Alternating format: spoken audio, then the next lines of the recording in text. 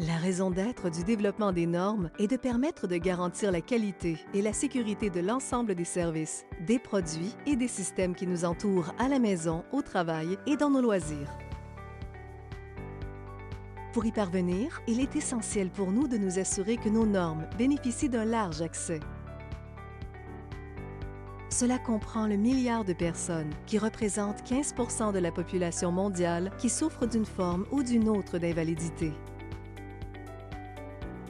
Cette invalidité peut être liée à l'ouïe, à la vision, à la mobilité, à la mémoire ou à d'autres fonctions cognitives.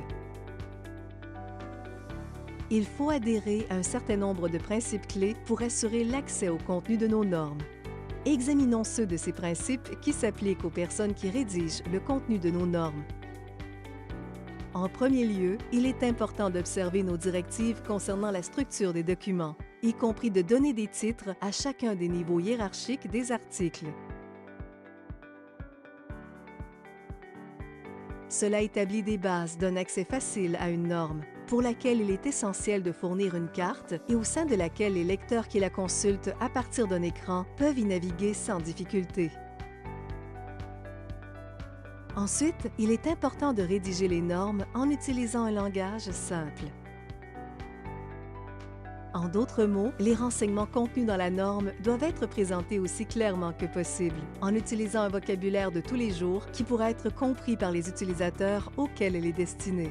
Le contenu doit être rédigé en utilisant de courtes phrases et exposé de manière bien organisée et concise, afin que l'auditeur ou le lecteur soit en mesure de le comprendre dès la première audition ou dès la première lecture. Dans la mesure du possible, servez-vous de listes.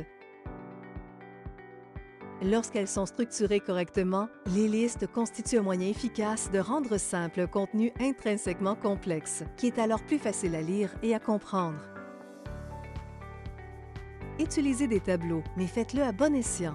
Des tableaux simples peuvent servir à donner une structure explicite à un contenu qui sera autrement ardu à déchiffrer. Pour qu'ils soient facilement compréhensibles, les tableaux doivent avoir un nombre limité d'entêtes de colonnes et de lignes et ne doivent pas contenir de cellules fusionnées ni de cellules vides. Dans un scénario idéal, un tableau devrait tenir sur une seule page et comprendre une courte légende descriptive qui explique sa raison d'être.